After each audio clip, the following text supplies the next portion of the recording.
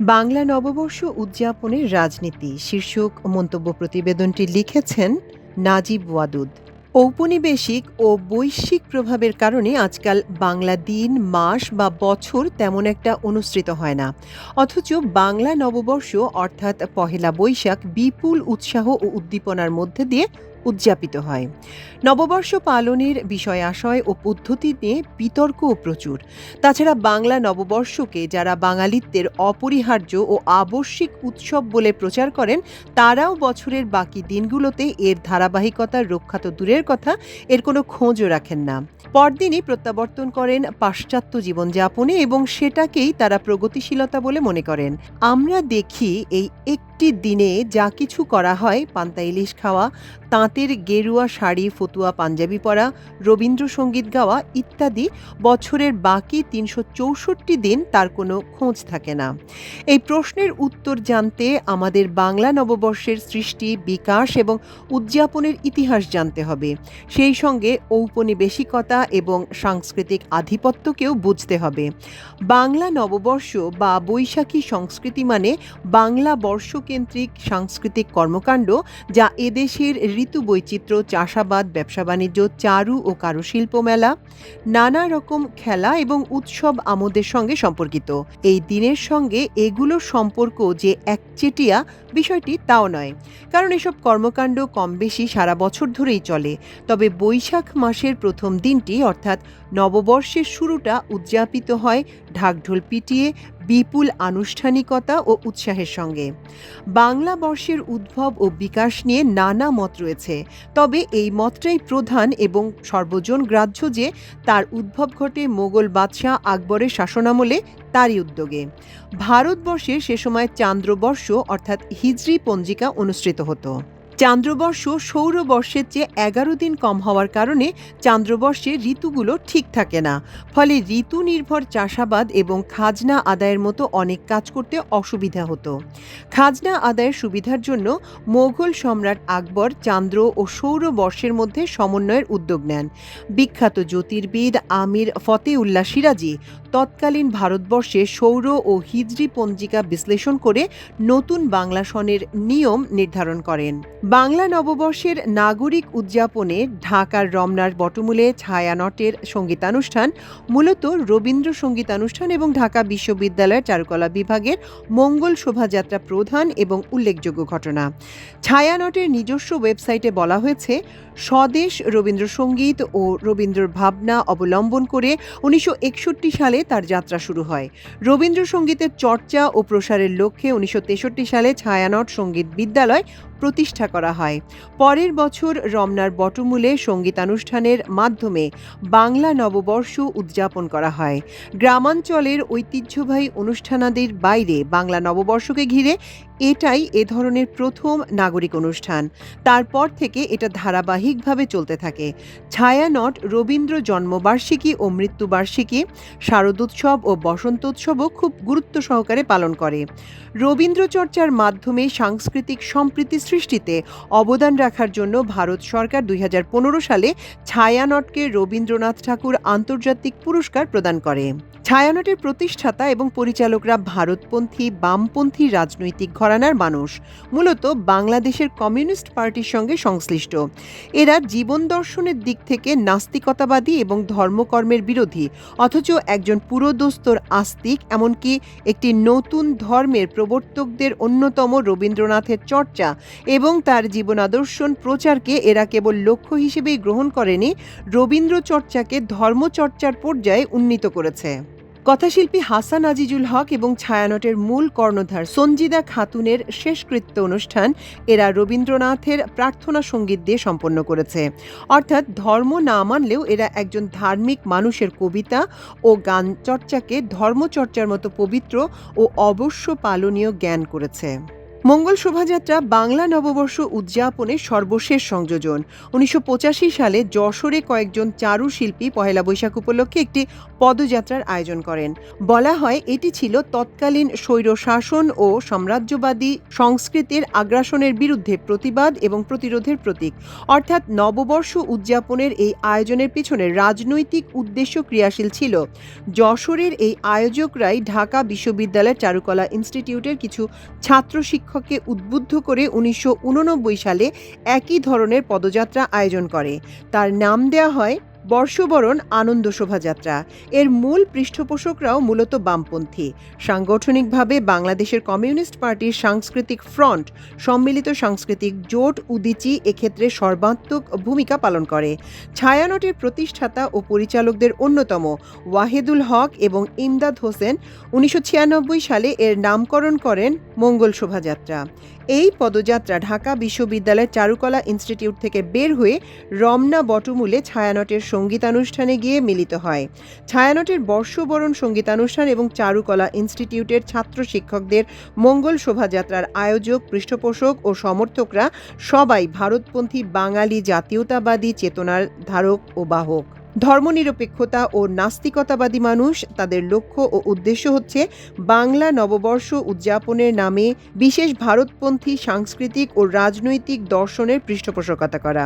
বিষয়টি বোঝার জন্য উপনিবেশবাদ এবং সাংস্কৃতিক আধিপত্যবাদ সম্পর্কে কিছুটা আলোকপাত করা প্রয়োজন। একটি দেশ বা জাতি যখন আরেকটি দেশ বা জাতিকে প্রত্যক্ষভাবে দখলে নিয়ে তার উপর শোষণ শাসন চালায়, তখন সেটাকে আমরা উপনিবেশ এবং এই তত্ত্বকে উপনিবেশবাদ বলি। উপনিবেশবাদের প্রধান লক্ষ্য বংশবৎ তৈরি করা। ঔপনিবেশিক শক্তি উপনিবেশিতের ওপর কেবল বস্তুগত শোষণই চালায় না, তার মনের ওপরও এমন প্রভাব বিস্তার করে যে সে নিজেকে অধমর্ণ বলে মনে করে। সে মনে করে সে ছোট, তার যা কিছু রয়েছে তার সব কিছুই সেকেলে উৎকর্ষের ঔপনিবেশিকের চেয়ে গৌণ। সে কারণেই তার উচিত কেবল ঔপনিবেশককে অনুকরণ ও অনুসরণ করে যাওয়া। এডওয়ার্ড সাইড দেখিয়েছেন, উপনিবাস হচ্ছে এমন একটি বিশিষ্ট চিন্তা ও কর্মপদ্ধতি যার মাধ্যমে ঔপনিবেশিক উপনিবেশিতের উপর তার প্রাধান্য বিস্তার করে, তাকে নিজের প্রয়োজন অনুযায়ী বিনির্মাণ করে এবং তার উপর কর্তৃত্ব করে। এভাবে মানব প্রজাতিকে সে দুই ভাগে বিভক্ত করে ফেলে। একদিকে থাকে আমরা অর্থাৎ ঔপনিবেশিকরা, অন্যদিকে থাকে অন্যরা অর্থাৎ উপনিবেশিতরা। ঔপনিবেশিক কখনো কখনো উপনিবেশিতকে চিন্তা, চেতনা এবং বাস্তব আচার আচরণে এতটাই অধমর্ণ করে তোলে যে সে এমনকি শোষণকে চেনার ও বোঝার জ্ঞান ও সক্ষমতা হারিয়ে ফেলে এবং তার প্রতিবাদ করার কৌশল ও ভাষা খুঁজে পায় না। সাংস্কৃতিক আধিপত্যবাদকে উপনিবেশবাদের একটি শাখা হিসেবে বিবেচনা করা যেতে পারে। সাংস্কৃতিক আধিপত্য বলতে বোঝায় একটি দেশ বা জাতি কর্তৃক আদর্শিকভাবে অন্য একটি দেশ বা জাতির উপর প্রাধান্য বিস্তার ও কর্তৃত্ব প্রতিষ্ঠা করা। ইতালির চিন্তাবিদ দার্শনিক অ্যান্তোনিও গ্রামসি এই তত্ত্বের উদ্গাতা। এক্ষেত্রে দেশ বা ভূখণ্ডকে রাজনৈতিক বা সামরিকভাবে দখল করা হয় না, এটাকে পরোক্ষ উপনিবেশ বলা যায়। এটাকে করা হয় সামাজিক সংগঠনগুলোকে ব্যবহার করে, যেমন শিক্ষা প্রতিষ্ঠান, সাহিত্য ও সাংস্কৃতিক সংগঠন, গণমাধ্যম ইত্যাদি। এগুলোর মাধ্যমে এমন একটি নৈতিক ও সাংস্কৃতিক মূল্যবিচার পদ্ধতি এবং বয়ান তৈরি করা হয় যা ওই দেশ বা জাতির মূল্যবোধ, রসম রেওয়াজ, চিন্তাধারা, আশা আকাঙ্ক্ষা, জীবন দর্শন ও আচরণকে প্রভাবিত ও নিয়ন্ত্রণ করে। আক্রান্ত জাতি নিজেকে বিস্তৃত হয় এবং আগ্রাসী জাতিকে অনুসরণ ও অনুকরণ করা হয়। তখন সে আগ্রাসী জাতির জীবন দর্শন ও সংস্কৃতিকে নিজের জীবন দর্শন ও সংস্কৃতি বলে মেনে নেয়। তারা বুঝতেই পারে না যে তাদের উপর এটা চাপিয়ে দেওয়া হয়েছে বিশেষ স্বার্থ হাসিলের উদ্দেশ্যে, বরং তারা ভাবতে থাকে যে এটাই স্বাভাবিক, অবধারিত এবং বৈধ। এভাবে আগ্রাসী শক্তি এসব সামাজিক সংগঠনগুলোর মাধ্যমে কোনো রকম বল প্রয়োগ ছাড়া আক্রান্ত জাতিকে নিয়ন্ত্রণ করে। আক্রান্ত জাতির শিক্ষক, বুদ্ধিজীবী ও পেশাজীবী শ্রেণী, লেখক ও সাংস্কৃতিক ব্যক্তিত্ব এবং সাংবাদিক গোষ্ঠী আগ্রাসী শক্তির অঘোষিত অথচ নিবেদিত প্রাণ প্রতিনিধি হিসেবে কাজ করে। সংস্কৃতি একটি মানব গোষ্ঠীর আত্মপরিচয় নির্মাণ এবং সেই মানব গোষ্ঠীর মধ্যে সামাজিক নিয়ম শৃঙ্খলা তৈরি ও চালু রাখার জন্য একটি কার্যকর হাতিয়ার হিসেবে কাজ করে। নিজস্ব সংস্কৃতির উপস্থিতি বা অনুপস্থিতি আমাদের বলে দেয় কোনটা আমাদের জন্য গ্রহণযোগ্য, স্বাভাবিক এবং কাঙ্ক্ষিত। আমরা তখন সেভাবে সক্রিয় হই এবং ভূমিকা পালন করি। গ্রামসির উপলব্ধি হচ্ছে একটি নতুন সমাজ প্রতিষ্ঠা ও সচল করার জন্য ওই সমাজে একটি নতুন বন্দোবস্তের পক্ষে সম্মতি ও সচেতনতা সৃষ্টি করা প্রয়োজন। সাংস্কৃতিক আধিপত্য সেই কাজটি করে দেয়। কোনো সমাজ বা অন্য কারো সাংস্কৃতিক আধিপত্য প্রতিষ্ঠিত হওয়ার অর্থ হচ্ছে সেই সমাজের অধিকাংশ মানুষ বা একটি উল্লেখযোগ্য অংশ বা একটি প্রভাবশালী গোষ্ঠী এই আধিপত্যকে স্বাভাবিক, প্রত্যাশিত এবং অবধারিত বলে মেনে নিতে সম্মত হয়েছে। তাদের মধ্যে এ ব্যাপারে একটি সাধারণ কাণ্ডজ্ঞান জন্ম নিয়েছে। রাজনৈতিক, অর্থনৈতিক ও সামরিক শক্তি সাংস্কৃতিক আধিপত্যকে অপ্রতিরোধ্য করে তোলে। তবে প্রত্যেক সংস্কৃতিরই অন্তর্নিহিত কিছু শক্তি থাকে। ফলে সাংস্কৃতিক আধিপত্যই নিরঙ্কুশভাবে বিজয়ী হতে পারে না, তাকে কিছু না কিছু আপোস করতেই হয়। কোনো সংস্কৃতি অন্য একটি সংস্কৃতির আধিপত্যের শিকার হলে সে একদিকে যেমন নিজের অনন্য শক্তির উৎসগুলো খুঁজে বের করে, তেমনি আগ্রাসী সাংস্কৃতিক দুর্বল ফাঁকগুলো শনাক্ত করে। এই দুই শক্তিকে কাজে লাগিয়ে সে তার নিজস্বতাকে পুনরুদ্ধার করে বা কোনো কোনো সময় একটি প্রতি সংস্কৃতি নির্মাণ করে, যা পুরনো সংস্কৃতির সঙ্গে হুবহু নাও মিলতে পারে। এভাবে সে সাংস্কৃতিক আধিপত্যের বিরুদ্ধে লড়াই করে তার নিজস্ব আধিপত্য পুনরাবিষ্কার, পুনরুদ্ধার ও পুনঃপ্রতিষ্ঠার জন্য। একে সংস্কৃতির সঙ্গে আরেক সংস্কৃতির স্বাভাবিক বিনিময় বা লেনদেন এটা নয়, বরং এটা এমন একটি যুদ্ধ যেখানে অস্ত্র ব্যবহৃত হয় না, মানুষ মরে না, ধন সম্পদ ধ্বংস হয় না, কিন্তু জয় পরাজয় সংঘটিত হয়, যদিও অনেক সময় সবাই তা উপলব্ধি করতে পারে না। বাংলা নববর্ষ উদযাপন, বিশেষ করে ছায়ানট ও চারুকলার একদল শিক্ষার্থী ও শিক্ষক সেটাকে যেভাবে উদযাপন করেছেন, তার মধ্যে গ্রামসি কথিত এই সাংস্কৃতিক আধিপত্য প্রতিষ্ঠার লড়াই ব্যাপারটা আর গোপন থাকছে না।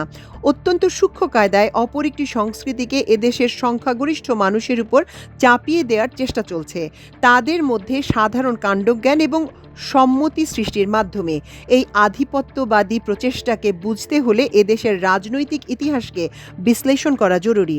বাংলাদেশ নামের এই সুনির্দিষ্ট সীমানার ভূখণ্ডটির সৃষ্টি হয়েছে 1947 সালে পাকিস্তান রাষ্ট্রের একটি প্রদেশরূপে। ভারতের সর্বাত্মক সহযোগিতায় 1971 সালে পূর্ব পাকিস্তান স্বাধীন হয় এবং বাংলাদেশ নাম ধারণ করে। বাংলাদেশের উপর ভারতের পূর্ণাঙ্গ আধিপত্য, অর্থাৎ রাজনৈতিক, অর্থনৈতিক, সামরিক ও সাংস্কৃতিক নিয়ন্ত্রণ প্রতিষ্ঠিত হয়। কিন্তু বাংলাদেশের মানুষ এই আধিপত্য মেনে নিতে পারেনি। 1975 সালের 15ই আগস্ট তৎকালীন শেখ মুজিব সরকারের উৎখাত এবং তারপর 7 নভেম্বর সিপাহী জনতার বিপ্লবের মধ্যে দিয়ে ভারতের রাজনৈতিক আধিপত্যের অবসান ঘটে। নানা রকম উত্থান পতন ঘটলেও এই ধারা 2006 সাল পর্যন্ত অব্যাহত ছিল। এরপর থেকে 2024 সালের 5 আগস্ট ছাত্র জনতার অভ্যুত্থানে স্বৈরাচারী আওয়ামী লীগ সরকারের পতন পর্যন্ত বাংলাদেশে আবার ভারতের সর্বাত্মক আধিপত্য প্রতিষ্ঠিত হয়। 1975 সালের পর ভারতের অনুধাবন হয় যে পাকিস্তান আমলের স্বায়ত্তশাসন ও বাঙালি জাতীয়তাবাদী আন্দোলন এবং 1971 সালের মুক্তিযুদ্ধ ও তৎপরবর্তীকালের আধিপত্য সত্ত্বেও বাংলাদেশের সংখ্যাগরিষ্ঠ মানুষের মধ্যে ভারতের গ্রহণযোগ্যতা আশানুরূপভাবে তৈরি হয়নি। তখন তারা বাংলাদেশের সাংস্কৃতিক আধিপত্য প্রতিষ্ঠাকে বিশেষ গুরুত্ব দিয়ে কাজ শুরু করে। বাঙালি সংস্কৃতির নামে হিন্দু ধর্মের পৌত্তলিক আচার অনুষ্ঠান এবং মুক্তিযুদ্ধের চেতনা নামে ভারতপন্থী রাজনৈতিক চেতনা চালুর নানান প্রকল্প নেওয়া হয়। বাংলা নববর্ষ উদযাপন এরকমই একটি সাংস্কৃতিক প্রকল্প। এর মধ্যে দিয়ে বাংলাদেশের মানুষের মধ্যে ভারতের হিন্দু ধর্মীয় পৌত্তলিকতার বিশ্বাস, চেতনা, দৃষ্টিভঙ্গি, আচরণ এবং অভ্যাস তৈরি ও চালু করা এই প্রকল্পের লক্ষ্য। একই সঙ্গে ভারতীয় রাজনৈতিক আধিপত্যের কারণে এই প্রকল্প এতটাই ব্যাপক ও গভীর হয় যে 2017 সালে বংশবৎ সরকার সারা দেশে শিক্ষা প্রতিষ্ঠান সহ সর্বত্র মঙ্গল শোভাযাত্রা আয়োজনের নির্দেশ দেয়।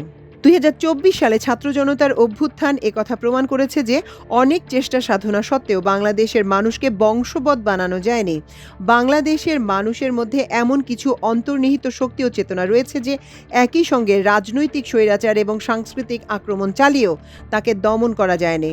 বাংলাদেশের জনগণকে নিজেদের এই অন্তর্নিহিত শক্তি ও চেতনাকে আবিষ্কার এবং লালন করতে হবে। তার ভিত্তিতে নিজস্ব সংস্কৃতি, নিজস্ব বয়ান তৈরি ও প্রতিষ্ঠা করতে হবে। ভারতের সাংস্কৃতিক আধিপত্য মোকাবেলায় বাংলা নববর্ষকে উদযাপন করতে হবে নিজস্বতায় আকৃত ও মহিমান্বিত করে।